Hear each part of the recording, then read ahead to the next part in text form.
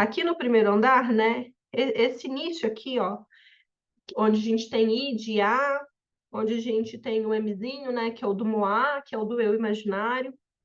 E a relação aqui com o ideal do eu, o ideal do outro, como a gente gosta de trabalhar. O que que a gente tem aqui nesse andar? O que que a gente tem no início, então, do grafo? Que a gente tem, a partir do outro, a partir do estágio do espelho, que o Lacan vai colocar nessa localização aqui do grafo, a gente tem uma constituição do que a gente chama de eu, né? Então, a gente recebe deste outro, o Lacan vai sinalizar que este andar aqui tá a função materna. Função materna é essa, que lá por volta do seminário 17 ele vai parar de usar dessa forma, ele vai dar uma reformulada e sair um pouco desse resquício mais freudiano, porque cai muito no lugar desenvolvimentista, então a gente tem que tomar um cuidado, que ele vai falar da função paterna lá em cima, da função materna aqui embaixo. Mas o que é a função materna? É o fato de que nós somos ditos por um primeiro outro encarnado. O que é um outro encarnado? É um humano. Acho eu que as inteligências artificiais não vão entrar aqui. Então, é um humano, é um alguém que te nomeia. E aí, o nome que tinha na época, né, e esse termo função materna não é um termo lacaniano, é um termo que era utilizado por várias linhas, e hoje na psicologia também é utilizado. O que é a função materna? É aquilo que o teu primeiro cuidador faz. Seja esse primeiro cuidador, qualquer cuidador que seja, né? Mas é a encarnação mesmo, é aquele falante que te coloca no mundo, né? Independente do nascimento. Não sei o que é o colocar no mundo, que a gente vai ver o Lacan falando do colocar na linguagem. É no sentido de aquele que fala de você, aquele que te pôs no campo do desejo, seja te desejando, não te desejando, te alimentando, não te alimentando, falando que você é um bebê chato, que você é um bebê legal, que você é um bebê demandante, não é, que você era um bebê chorão, não era chorão. Esses ditos que vão nos constituindo. Qual é a questão, então, que acontece aqui neste lugar do grafo? A gente vai formalizando uma imagem que é a partir da imagem do outro sobre nós. E a gente vai se constituindo, então, né? E aí o Lacan vai falar que a gente vai capturando desses ditos resquícios imaginários que vão dar a nós a nossa imagem. Qual é a questão? Por que a gente vai numa análise? Porque é muito comum que o neurótico ele faça uma fixação deste lugar aqui. E ele vai chegar em análise nessa fixação. E principalmente no curto-circuito, que são aqui, né, bem no início mesmo do grafo, na nossa primeira linha aqui do meio. O que tem aqui nessa fixação dessa imagem e o que ela tem a ver com o ideal do outro nesse sentido de fixado, né? Que tem a ver com isso daqui. É a alienação, é o campo da alienação, é a fixação de uma imagem que produz uma alienação imaginária e que faz com que a gente caia numa armadilha que funciona como um grande ideal, que é aquilo que eu acho que o outro quer de mim para que ele me reconheça como sujeito. É aquilo que eu acho que esse outro espera de mim para que ele me reconheça como sujeito. E tudo isso que está no campo do desejo do reconhecimento. Isso aí, né? Vamos nos lembrar que o Lacan desenvolve esse grafo em 2 seminários, seminário 5 e seminário 6.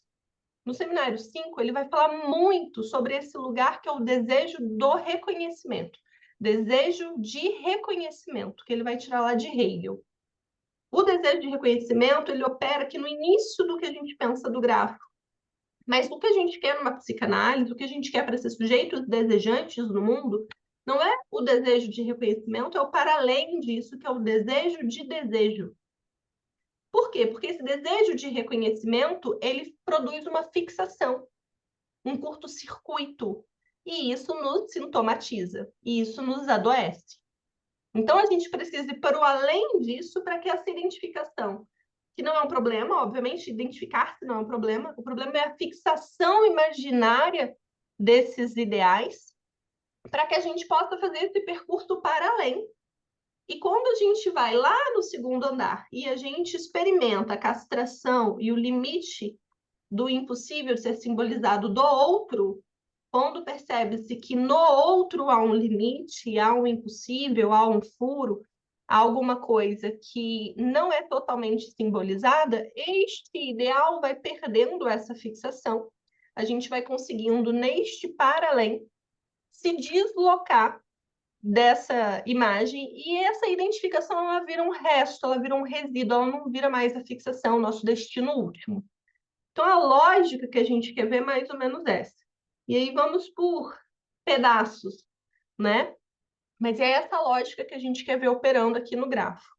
Ou seja, a gente também está vendo no gráfico o percurso de uma análise, que é como a gente chega na análise, o que a gente faz, porque a gente chega na análise, então, e a gente apresenta este curto-circuito. Essa é a imagem que eu tenho de mim, essa é a imagem que o outro tem de mim, é isso que o outro quer de mim, ou é isso que eu acho que o outro quer de mim, mas o que retorna para mim é sempre alguma coisa falha.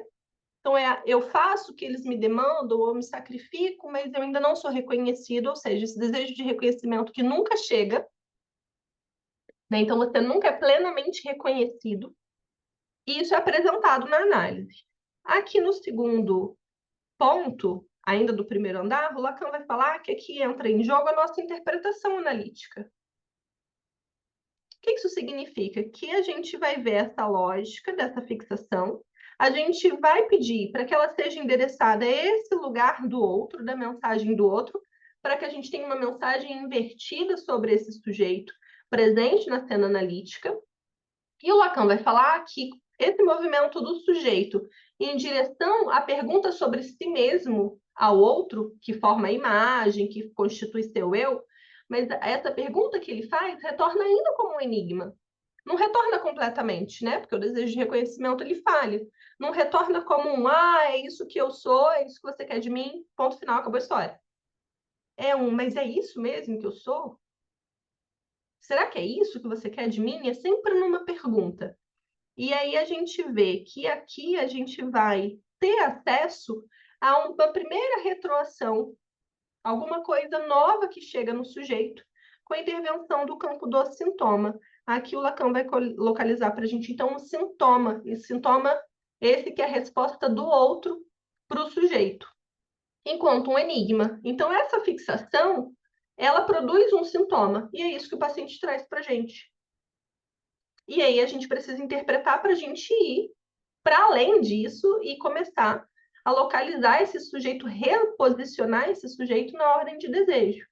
Então, bom, esse sintoma diz o que é de mim e a gente vai nas nossas interpretações sobre esse sintoma, sejam para além, alguma coisa que esse sintoma não está te dizendo, para que a gente possa ir para um outro lugar, para além dessas fixações imaginárias.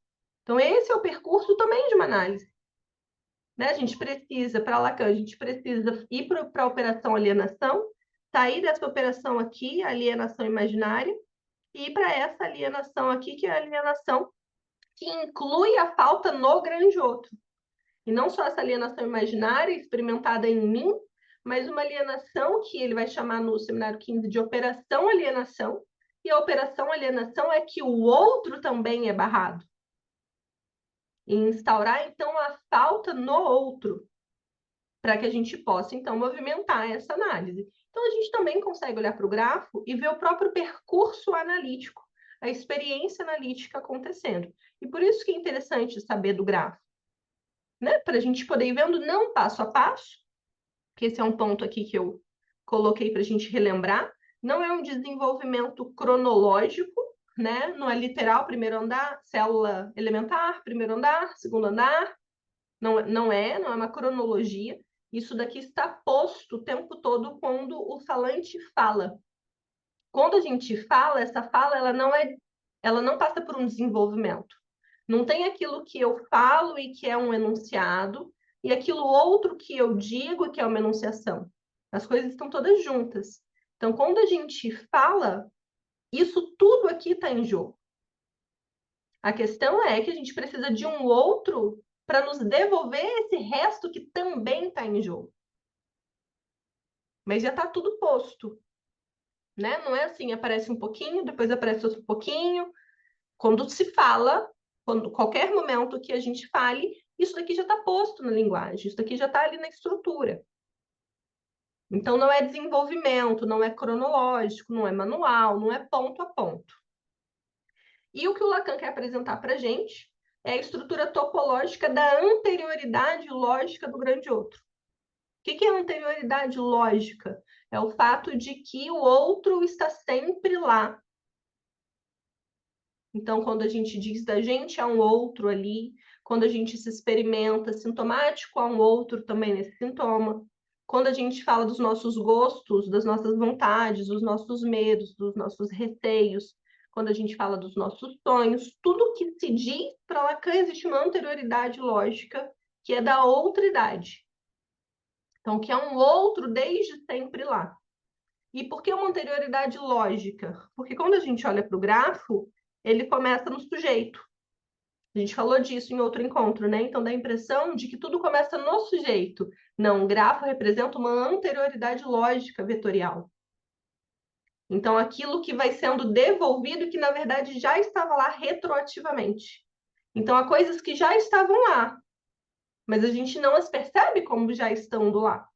A nossa percepção é dessa fixação imaginária de uma unificação de um eu.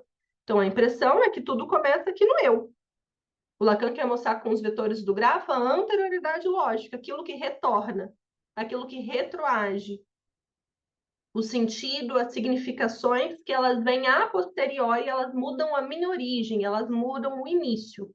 Então, esse início aqui, ele muda, ele é ressignificado conforme esses vetores do grafo vão deixando sentidos retroativos operando.